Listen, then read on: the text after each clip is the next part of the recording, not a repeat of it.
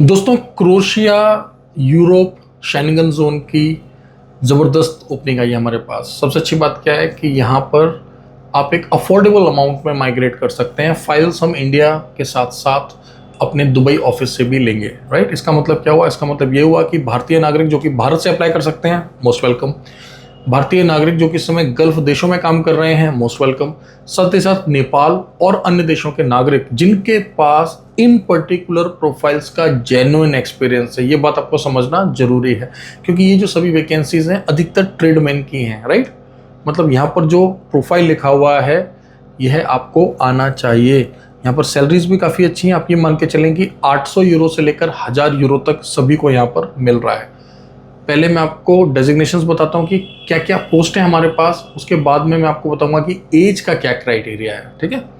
तो ये भी आपको समझना, काफ़ी अच्छा क्राइटेरिया है यहाँ पर एज का, बस आपके पास जेन्युइन वर्क एक्सपीरियंस होना चाहिए, दैट्स इट। तो दोस्तों स्टार्ट करते हैं। सबसे पहले हमें टावर क्रेन ऑपरेटर्स चाहिए, शटरिंग कारपेंटर्स चाहिए, पिकअप वैन विद क्रेन हमें चाहिए। इसके अलावा कंस्ट्रक्शन मशीनरी ऑपरेटर्स। अब देखिए, कंस्ट्रक्शन मशीनरी ऑपरेटर से मेरा क्या मतलब है? मेरा मतलब है जो कि एक्सकेवेटर्स को, लोडर्स को, डंप ट्रक्स को चलाएं, ठीक है। गल्फ में से बहुत सारे लोग हैं, साथ ही साथ भारत में से बहुत सारे लोग हैं जो कि भारत में यह काम करते हैं या फिर जीसीसी से करके आ रखे हैं, गल्फ देशों में इस प्रकार का काम करके आ रखे हैं। आप लोगों के लिए बहुत अच्छी अपॉर्चुनिटी है।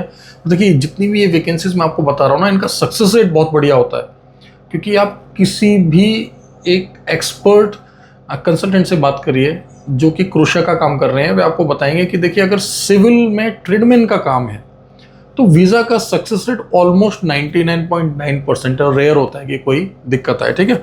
इसके अलावा हमें टावर क्रेन सर्विस टेक्नीशियंस चाहिए। देखिए, टावर क्रेन ऑपरेटर्स का मैंने आपको अलग बताया, और इसके लिए जो सर्विस मैन है वो हमने आपको अलग बताया, ठीक है। टावर क्रेन सर्विस टेक्नीशियंस हमें चाहिए। स्ट्रक्चरल फैब्रिकेटर्स हमें चाहिए दोस्तों। बिल्डिंग इलेक्ट्रिशियंस चाहिए। अब बिल्डिंग इलेक्ट्रिशियन स्पेशली हम जीसीसी एक्सपीरियंस वाले ही लेना चाहते हैं, ठीक है। इसके अलावा हमें प्लम्बर्स चाहिए, मैसन चाहिए। अब देखिए, मैसन मल्टीपल टाइप के मैसन हमें चाहिए, अलग अलग प्रकार के मैसन हमें चाहिए, प्लास्टर मैसन वगैरह, ठीक है। इसके अलावा स्टील फिक्सर्स, टाइल मैसन, ऑटोमोबाइल मैकेनिक्स और कंस्ट्रक्शन हेल्पर्स भी चाहिए। अब मुझे पता है जिन लोगों को काम नहीं आता, जिनको कोई ट्रेडमैन का नॉलेज नहीं है, बोलेंगे सर हम कंस्ट्रक्शन हेल्पर में जा रहे हैं। ध्यान रहे, यह कंस्ट्रक्शन का काम है, मेहनत का काम है। अगर आपने पहले इतनी मेहनत का काम नहीं किया है तो आप चांस ना लें। सिर्फ हमारे वही भाई बंधु इसमें अप्लाई करें जिन्होंने सच में काम किया हुआ है।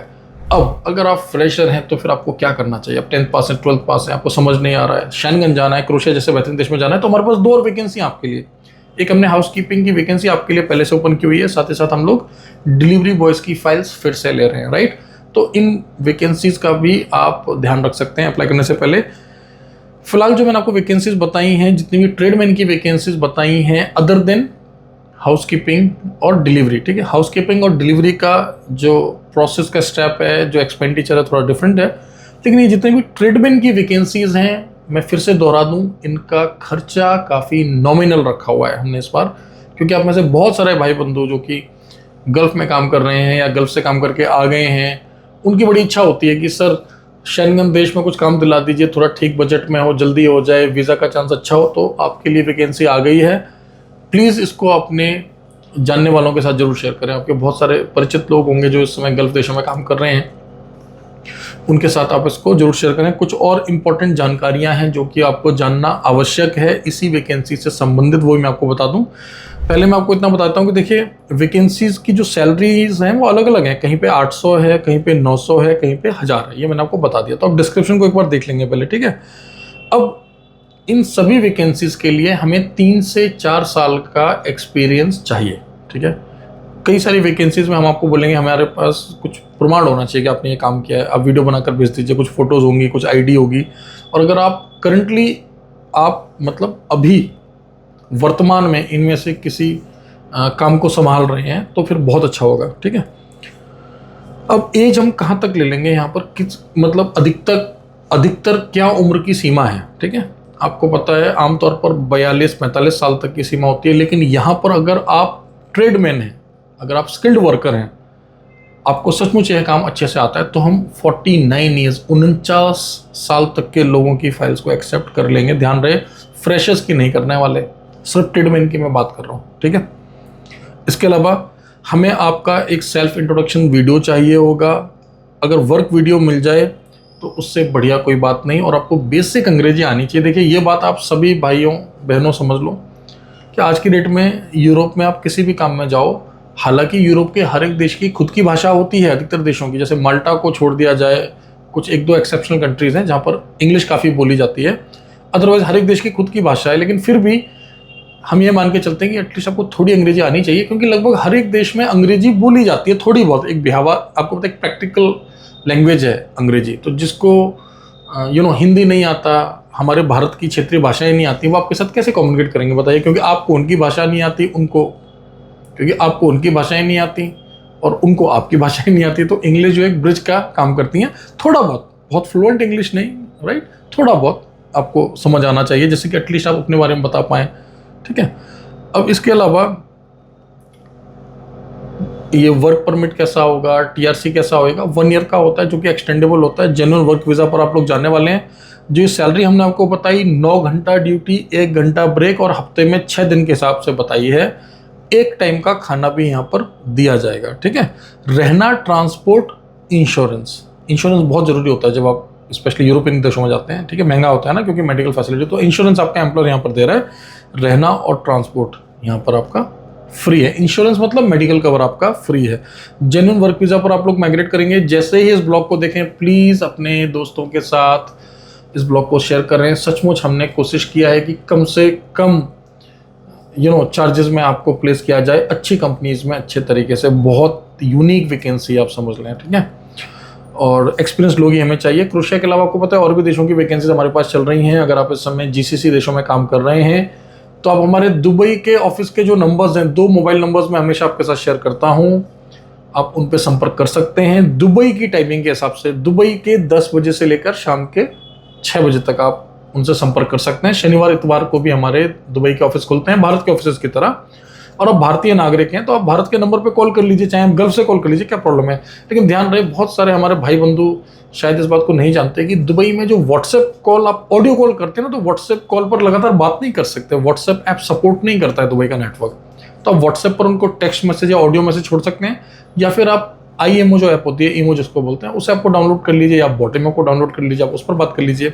और आप जब अपने सभी डॉक्यूमेंट्स का एक सेट भेज देंगे, देन डेफिनेटली हम आपके साथ ऑनलाइन काउंसलिंग करेंगे, आपको हर एक बात बताएंगे। भारत में हमारी जो कंपनी है विदेश मंत्रालय से लाइसेंस्ड एजेंसी है, दुबई में भी हमारी मेनलैंड कंपनी है। भारत में विदेश मंत्रालय भारत सरकार से लाइसेंस्ड एजेंसी है हमारे दोस्तों, 1000+ लाइसेंस होल्डर हैं हम, ठीक है। तो हर एक काम जेन्युइन तरीके से होता है। अगर आप हमें पिछले 2-3 वर्षों से फॉलो कर रहे हैं तो आपको अच्छी तरह से पता होगा कि लगभग 125 से ज़्यादा लोगों को हमने सिर्फ क्रोएशिया में मेंटोर करके उनकी सक्सेस स्टोरीज आपके साथ शेयर की हैं।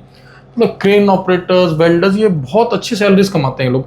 जो यहाँ पर सैलरीज हैं, ये समझ लें ये प्रारंभिक दिनों की सैलरीज हैं, आगे जाकर आपको काफ़ी अच्छी अर्निंग होती है यहाँ पर, ठीक है। और आपको यह भी समझना है कि यूरोप में अगर आपको देशों को बदलना है, मान लीजिए आपने 1 साल 2 साल काम किया क्रोएशिया में, वैसे तो ये क्लास डी वीज़ा है, जब तक चाहे काम कर सकते हैं, PR तक जा सकते हैं, कोई समस्या नहीं है, ठीक है।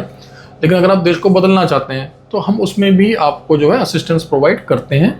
इनफैक्ट अगर कोई भी भाई बंधु हमारा इस ब्लॉग को यूरोप से देख रहा है, मान लीजिए आप इस समय किसी भी शेंगन देश में हैं और आपके पास TRC तो है लेकिन काम नहीं है, क्योंकि बहुत सारे लोग जोश जोश में जो है यहाँ से ओपन वर्क परमिट लेकर चले जाते हैं, फिर वहाँ जाकर पछताते हैं, काम तो है नहीं, तो आप भी हमें संपर्क कर सकते हैं।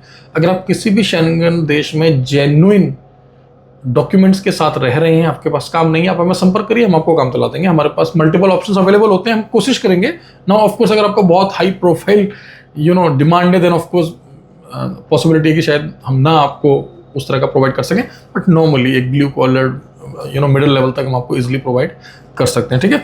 चैनल को सब्सक्राइब करना ना भूलें। यूट्यूब के अलावा टिकटॉक पर भी हम लोग अवेलेबल हैं, व्हाट्सएप पर, टेलीग्राम पर हमारा ऑफिशियल चैनल है, हमारी वेबसाइट contramentus.com पर भी हम लोग जो है रेगुलर अपडेट करते रहते हैं। तो आप देखेंगे कि बहुत सारे लोगों के वर्क परमिट्स आ रहे हैं, बहुतों के वीज़ा स्टैम्प हो रहे हैं, ठीक है। तो आप हमें रेगुलरली फॉलो करते रहें। ध्यान रहें, जब भी आप विदेश जाएं, जेन्युइन वीज़ा पर जाएं, गवर्नमेंट ऑथराइज्ड एजेंसी के थ्रू जाएं। स्पेशली अगर आप भारतीय नागरिक हैं तो अपने विदेश मंत्रालय से लाइसेंस्ड एजेंसी के थ्रू ही जाना है। बहुत गड़बड़ हो रहा है आजकल, मैं देख रहा हूँ, ठीक है।